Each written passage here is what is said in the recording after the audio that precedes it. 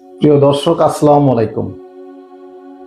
আমি আপনাদের কাজে সহযোগিতা করার জন্য, বিশেষ করে যারা ব্যক্তিগতভাবে বাড়ি নির্মাণ করছেন, তাদের বিভিন্ন মালামাল থেকে শুরু করে কাজের কোয়ালিটির ব্যাপারে বিভিন্ন সময় বিভিন্ন ভিডিও করার চেষ্টা করি, আপনাদের পরামর্শ দেওয়ার চেষ্টা করি। তেমনিভাবে আজকে আমি আপনাদের সামনে যে বিষয়টা উপস্থাপন করতে চাচ্ছি সেটা হচ্ছে বালি বালি বা স্যান্ড। আমাদের কনস্ট্রাকশন কাজে আমরা দুই ধরনের বালি ব্যবহার করে থাকি। সাধারণত আমরা বলে থাকি সিলেট স্যান্ড বা লোকাল স্যান্ড, অর্থাৎ প্লাস্টার কাজে যে স্যান্ডটা ব্যবহার করা থাকে সেটা একটা বালি, আর একটা হচ্ছে সিলেট বালি, অর্থাৎ সিলেট থেকে যেটা পাওয়া যায় সেটাকে বলি। ইঞ্জিনিয়ারিং ভাষায় যদি আমরা দেখতে চাই তাহলে দেখতে পাই যে আসলে সিলেট বালি বা লোকাল বালি বলতে কোনো শব্দ নেই। আমাদের এখানে বালিটাকে নির্ধারণ করা হয়ে থাকে সিভ অ্যানালাইসিসের মাধ্যমে, অর্থাৎ এফএম, বালির এফএমটা কত। সাধারণত দেখা যায় যে 1.2 বালিটা আমাদের প্লাস্টার কাজে এবং 2.5 স্যান্ডটা আমরা কংক্রিটের কাজে ব্যবহার করে থাকি।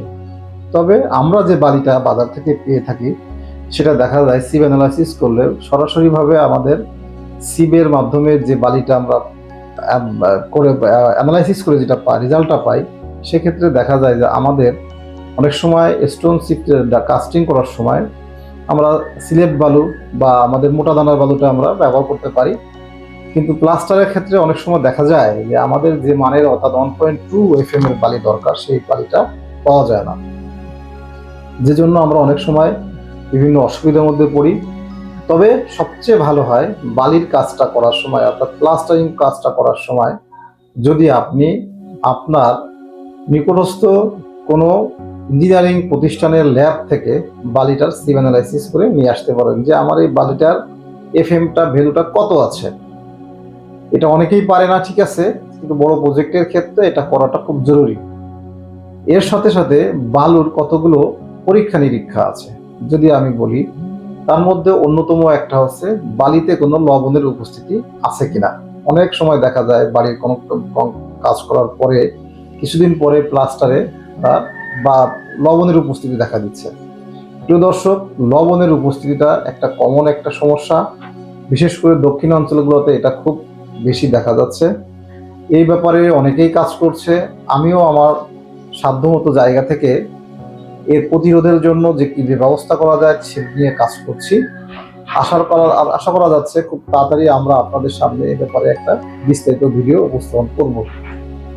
তো প্রিয় দর্শক, যে কথা বলতেছিলাম, বালির পরীক্ষা করার ক্ষেত্রে আমাদের সবচেয়ে যেটা জরুরি সেটা হচ্ছে আমাদের লবণের উপস্থিতি আছে কিনা। এটা পরীক্ষা করা খুব জটিল কিছু না, এটা সহজেই পরীক্ষা করা যায়। আমি তো বললাম যে কোনো নিকটস্থ সরকারি ইঞ্জিনিয়ারিং প্রতিষ্ঠান থেকে, ল্যাব থেকে আপনি বালিতে ময়লা অথবা লবণের উপস্থিতি আছে কিনা সেটা আপনি পরীক্ষা করতে পারেন। এর সঙ্গে যে বিষয়টা আসবে সেটা হচ্ছে অপদ্রব্য বা ময়লা এ ধরনের কোনো সমস্যা আছে কিনা, এবং থাকতেই পারে, বালিতে সাধারণত এই ধরনের বিষয়টা থেকে যায়, সেটারও একটা পরীক্ষা করে নিতে হবে, যাতে কি পরিমাণে একটা মার্জিনে থাকতে হবে, এর বেশি থাকা যাবে না। প্রিয় দর্শক, আপনি যদি কনস্ট্রাকশন কাজের ক্ষেত্রে আপনার বিল্ডিং এর দীর্ঘমেয়াদী বা দীর্ঘস্থায়ী যদি এটাকে করতে চান, তাহলে আপনার ক্ষেত্রে বালিটা খুব বিশাল একটা বিষয়। এখানে আমরা অনেকেই মনে করি বালি দিয়ে প্লাস্টার করবো, এটা তেমন কিছু না। আমার সিমেন্ট ভালো আছে, আমার রড ভালো দিছি, বালি দিয়ে আমি প্লাস্টার করবো, এটা কেমন কি, বিষয়টা তা না। অবশ্যই আপনাকে বালির যে গুণগত মান সেটা আপনাকে বুঝতে হবে। ভালো বালি দিয়ে যখন আপনি প্লাস্টার করবেন, মানসম্মত বালি দিয়ে প্লাস্টার করবেন, সেটা আপনার দীর্ঘমেয়াদী হবে এবং বা প্লাস্টারের স্মুথনেসটা অনেক ভালো আসবে। এবং সেক্ষেত্রে যেটা দরকার সেটা হচ্ছে আপনি ইঞ্জিনিয়ার, আপনার যে ডিজাইন ইঞ্জিনিয়ার আছেন তার সাথে পরামর্শ করে আপনি যে কোনো ভালো প্রতিষ্ঠান থেকে পরীক্ষা করে নেবেন। প্রিয় দর্শক, আশা করি আপনারা আমার কথা বুঝতে পেরেছেন। আপনারা সামনের দিনগুলোতে এই বিষয় নিয়ে আরো বিস্তারিত ভিডিও পাবেন। আজকে এই পর্যন্তই। আসসালামু আলাইকুম।